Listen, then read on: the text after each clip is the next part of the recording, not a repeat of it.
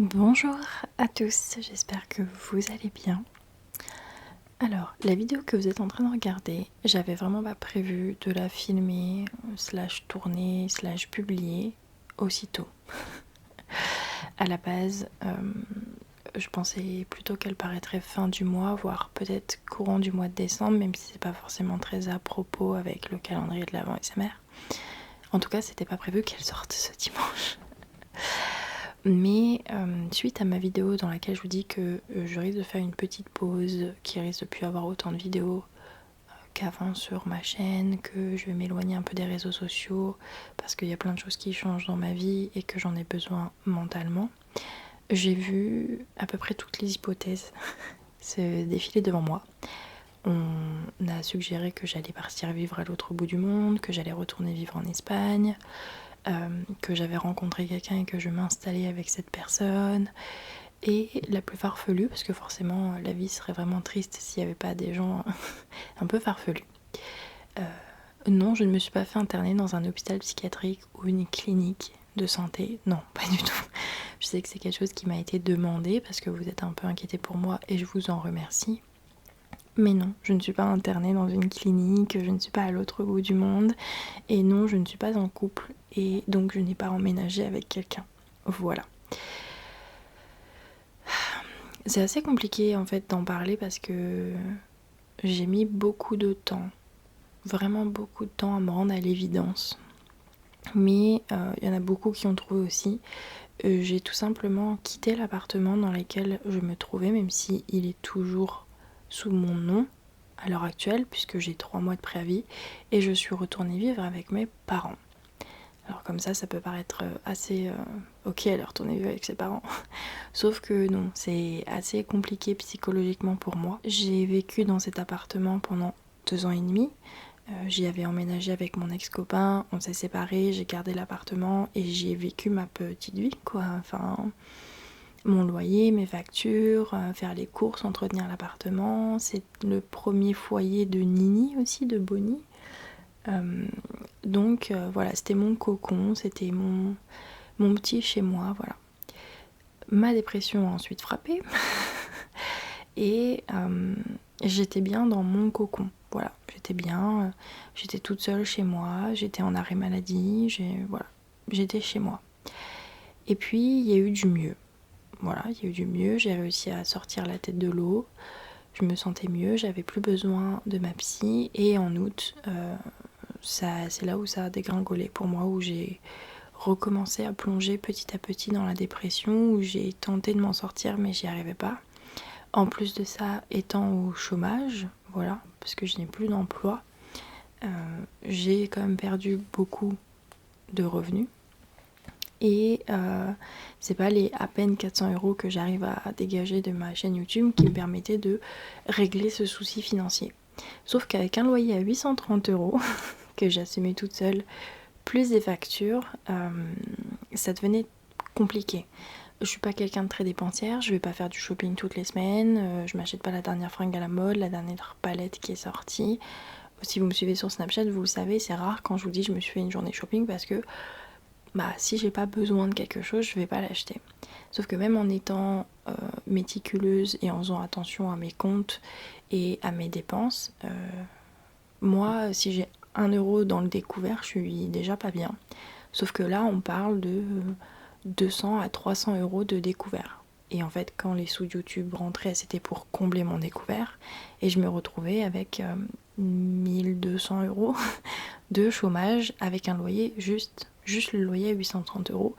Et la CAF qui n'estime pas que ma situation nécessite une aide financière. Donc, ça fait beaucoup, sachant qu'il faut que je remplisse mon frigo quand même, parce qu'il faut que je me nourrisse, que j'ai toutes mes factures derrière, que j'ai un crédit pour ma voiture, l'assurance de ma voiture.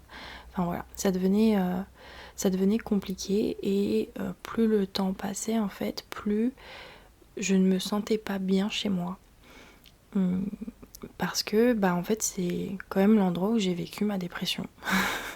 Tout simplement. Et j'étais seule, loin de tout le monde, loin de mes amis, loin de ma famille. J'avais certes Nini, mais c'est un chat quoi, c'est c'est pas ce qui est le plus éloquent, hein. Elle discute pas avec moi, je me confie à elle, elle en a rien à faire, elle veut se faire gratter le ventre, voilà quoi, c'est un chat. Et à partir de septembre, j'ai commencé à réfléchir. Est-ce que je trouve un nouvel appartement plus proche de chez mes parents, plus petit, avec un loyer moins conséquent? Oui, mais je suis au chômage. Oui, mais je peux pas reprendre le travail parce que je fais des crises d'angoisse et j'ai de l'anxiété sociale. Oui, mais pour faire ça, il faut consulter une psy. Oui, mais ma psy a augmenté ses tarifs. Et si je consulte ma psy comme je le faisais avant, eh bien, je vais devoir choisir entre manger ou bah, soigner mes problèmes, en fait, guérir ma dépression. Et cet enrouage, j'étais vraiment coincée dedans, au je veux aller mieux, parce que bah, ce serait bien que je retrouve un travail, même à mi-temps, qui m'assure peut-être un salaire un peu plus conséquent, mais d'un côté je ne vais pas bien, je me vois pas reprendre le travail, je me sens bien et en sécurité et détendue qu'avec ma famille et mes amis vraiment très proches. Enfin, c'était vraiment un calvaire. Et au bout d'un moment, je me suis dit, il faut que je soulage quelque chose parce que je peux pas continuer comme ça.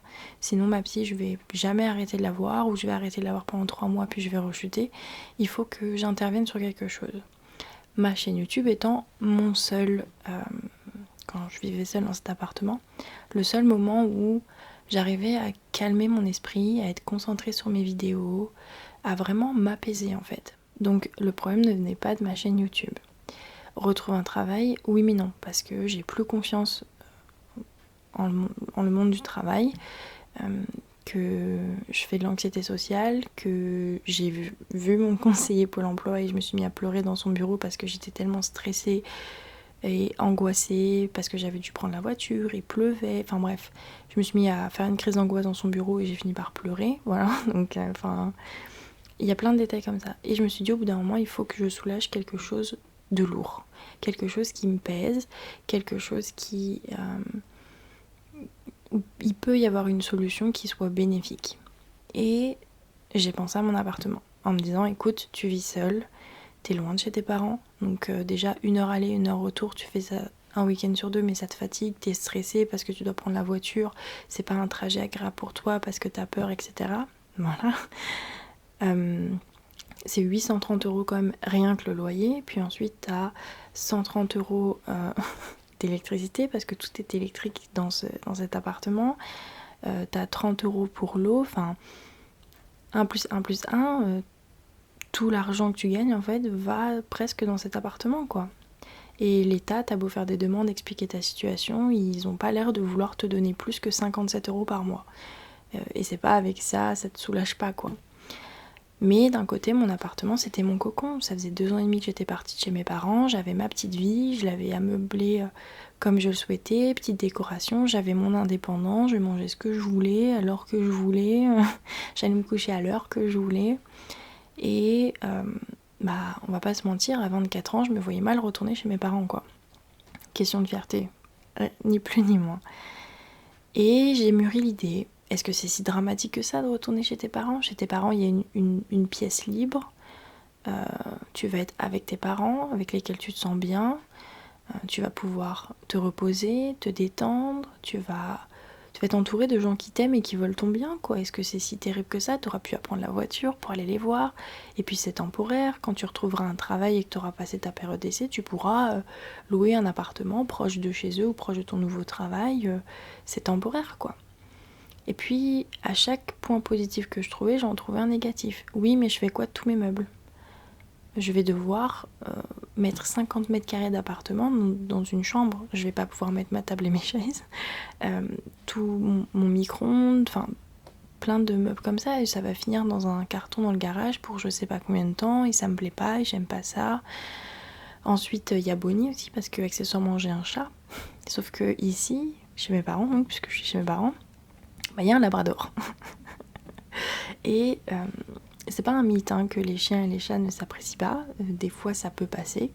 Nous, on avait déjà fait les présentations quelques mois avant parce que j'étais venue passer un week-end prolongé chez mes parents et on s'était dit, bah tiens, on va les laisser en liberté. Il n'y a pas eu de bagarre ni rien, ça a craché, ça a grogné, mais rien de plus. Donc on savait qu'ils se toléraient. Donc oui, bah Bonnie, ça va la perturber, c'est normal, ce sera un élément dans lequel elle n'est pas vraiment chez elle, mais elle va s'adapter, tu seras là avec elle. Puis le chien, ils se sont déjà sentis renifler, c'est cordial, c'est pas la grande amitié, mais ils se battent pas, on n'a pas à les séparer. Enfin voilà quoi. Et j'ai tout simplement fait mes pour et mes contre comme ça. Sauf qu'il y a un moment, on va dire la femme pleine d'orgueil que je suis, je me suis dit, je vais quand même pas retourner chez mes parents à l'âge de 24 ans, quoi. Enfin, je suis partie. Je suis partie de chez mes parents, j'ai ma vie, Enfin mince, non, j'ai pas envie de retourner chez mes parents, de devoir manger à telle heure parce que tout le monde mange ensemble. Enfin, mes parents sont des personnes adorables, hein, ils me forcent en rien. C'est pas du tout, c'est dans ma tête que ça se passait. Et il y a 2-3 semaines, je crois, je suis allée les voir en week-end, c'était le week-end où je venais les voir. Je suis partie et à partir du moment où j'ai mis le pied dans la voiture, j'ai pleuré pendant 1 heure jusqu'à ce que je rentre chez moi. Alors déjà que je suis angoissée quand je conduis, conduire en pleurant, je conseille à personne. Hein. Et j'ai pleuré, voilà. Parce que, en fait, je savais qu'ici, je serais la bienvenue. Je savais qu'ici, il y a une chambre qui m'attendait. Qu'il manquait plus que moi. Que moi qui prenne la décision de dire stop, on arrête tout et on recommence. Ne regrette pas les choix que tu as pris. Mais aujourd'hui, la situation dans laquelle tu es, la vie que tu as aujourd'hui, ne te convient plus. Tu as des charges beaucoup trop importantes qui te créent des problèmes d'argent que tu n'arrives pas à solutionner et qui te créent des angoisses. Tu vis loin de tes parents. Il est peut-être très bien cet appartement, mais tu t'y sens plus bien parce que t'as passé toute ta dépression ici et j'avais l'impression que les murs, les meubles, tout était imprégné de cette dépression. Et quand je suis rentrée chez moi, j'ai posé mon sac, j'ai appelé mes parents en visio, j'étais en pleurs et je leur ai dit est-ce que je peux revenir vivre à la maison. Ils m'ont dit oui tout de suite, ils m'ont dit même que ça faisait des mois qu'ils voulaient que je revienne parce qu'ils se doutaient que j'allais faire une rechute, qu'ils aimaient pas me savoir aussi loin mais qu'ils abordaient pas le sujet, ils voulaient que ça vienne de moi parce qu'ils voulaient pas que je me sente forcée. Et d'un commun accord, à la base je devais rester 2 semaines de plus dans cet appartement, le temps de faire des cartons, etc. J'ai appelé mes parents le dimanche, le mercredi je débarque ici avec une bonne partie de mes affaires. Ma petite Suzuki Swift était remplie à ras-bord, j'avais le chat à côté de moi et j'étais de retour chez mes parents. Voilà. Bon après il n'y a pas tout ici. Je dors sur un clic-clac, j'ai ramené mes affaires, mon matériel de tournage, toutes les affaires de Nini parce que le but c'était quand même qu'elle puisse se sentir chez elle le plus vite possible, donc lui ramener tous ses jouets, les trucs imprégnés de son odeur. J'ai ramené tout ce qui est produit pour le corps, etc. parce que fallait quand même que je me lave. Hein. Mais il y a encore plein de choses qui restent dans cet appartement. J'y suis retournée cette semaine mardi pour faire un brin de ménage puisque j'ai posé mon préavis, etc. Et que c'est un appartement qui est très bien situé, proche de Paris, mais pas dans Paris, dans une ville, une petite ville, une commune qui est quand même assez grande où il y a un peu tout aux alentours. Donc je pense que cet appartement va être loué assez vite, du moins j'espère, puisque jusqu'au 1er janvier je suis encore la locataire de cet appartement, donc même si je suis chez mes parents, je dois quand même payer le loyer et toutes les factures qui vont avec. Donc c'est clair que pour l'instant la situation financière n'est pas idéale.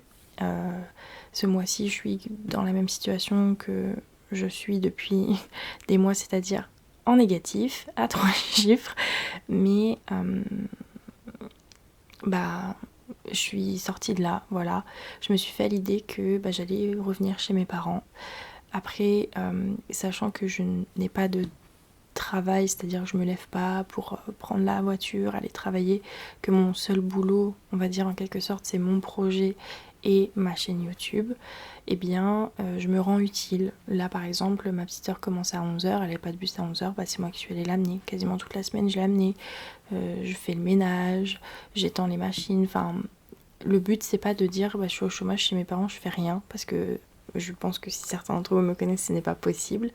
Donc je fais les tâches ménagères qui soulagent mes parents. Si c'est pour aller chercher mes sœurs, pour aller accompagner quelqu'un à droite à gauche. Et bien évidemment, quand ma situation financière se sera apaisée, rétablie, donner une participation, leur payer une sorte de loyer en quelque sorte, comme si je leur louais la chambre, parce que c'est hors de question pour moi qui du coup vais avoir mon chômage, ma chaîne YouTube sans toutes les factures que j'avais auparavant, de ne pas les aider financièrement. Ça va me permettre aussi de mettre des sous de côté pour des projets pour YouTube ou pour tout simplement mon futur appartement s'il y a une caution à déposer. Enfin, vous voyez, c'est un peu du côté financier et mental, c'est un peu la situation parfaite. Je suis entourée que de personnes qui m'aiment, qui veulent mon bien. Je suis dans le cocon. Ma maman elle est contente parce que comme dit mon papa, elle a retrouvé tous ses piou-piou sous le même toit.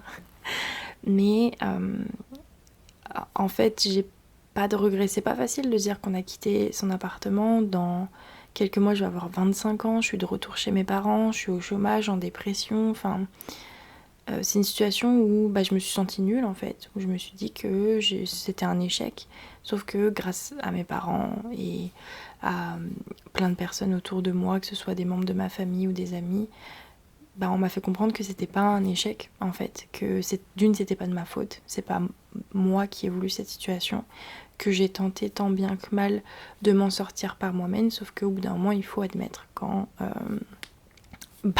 on a échoué tout simplement. Et j'ai essayé du mieux que je pouvais, sauf que je me suis rendue à l'évidence que malgré ma bonne volonté, ça ne fonctionnait pas, que j'arrivais pas à aller mieux dans cet appartement, parce que, comme j'ai dit, j'avais l'impression que tout était imprégné de cette dépression, qu'en plus de ça, ça me créait des problèmes d'argent, et que j'avais pas envie de creuser encore plus profond dans mes dettes, dans des situations financières difficiles dans lesquelles je me sens mal et qui me rendent malheureuse. Donc je recommence tout. J'arrête et je recommence tout. Je retourne chez mes parents pour guérir ma dépression, pour pouvoir mettre des sous de côté, pour être avec eux dans un élément familier, dans un élément où je me sens en sécurité, où je me sens bien. Et j'ai grand espoir que quand tout sera clôturé, voilà, quand je me serai définitivement débarrassée de l'appartement et que je pourrai déjà souffler de ça, que ça ira mieux et j'ai hâte en fait de pouvoir clore ce gros chapitre et tout simplement aller de l'avant et me sentir enfin mieux et voilà, pas grand chose d'autre à dire. Donc voilà, vous savez un peu la situation telle qu'elle est. Elle est pas idéale. Ça me crée des angoisses de devoir retourner dans cet appartement parce que maintenant je le vois vraiment comme le lieu où j'ai vécu un des pires moments de ma vie, quoi. Une dépression tellement horrible. Voilà, je le chéris beaucoup. J'ai passé des très bons moments dans cet appartement. Il était vraiment chouette en plus. Nini, elle a grandi les 2 premières années de sa vie dans cet appartement. Et maintenant, pour elle et moi, c'est un nouveau chapitre. Un chapitre que j'ai hâte de commencer. Et voilà, j'ai pas grand chose d'autre à dire là-dessus, à vrai dire. Mais voilà, donc non, définitivement, je ne suis pas dans une clinique ou dans un hôpital psychiatrique. Encore une fois, non, je ne suis pas partie à l'autre bout du monde. Et non, je n'ai rencontré personne et je vais emménager avec personne. C'est juste que quand je vois la tâche de paplard que j'ai à remplir parce que j'ai décidé de retourner vivre chez mes parents, je suis à 2 doigts de plus partir en fait de chez eux. Enfin bref, c'est tout. J'ai pas grand chose d'autre à vous dire, à vrai dire. J'espère que cette vidéo explicative a pu tout simplement répondre à vos questions. Et moi je fais de mon mieux pour revenir encore plus forte et plus motivée qu'avant. Pour l'instant, c'est en bonne voie. Donc voilà. Écoutez, je vous fais de gros bisous. Et je vous dis à très vite dans une prochaine vidéo. Ciao.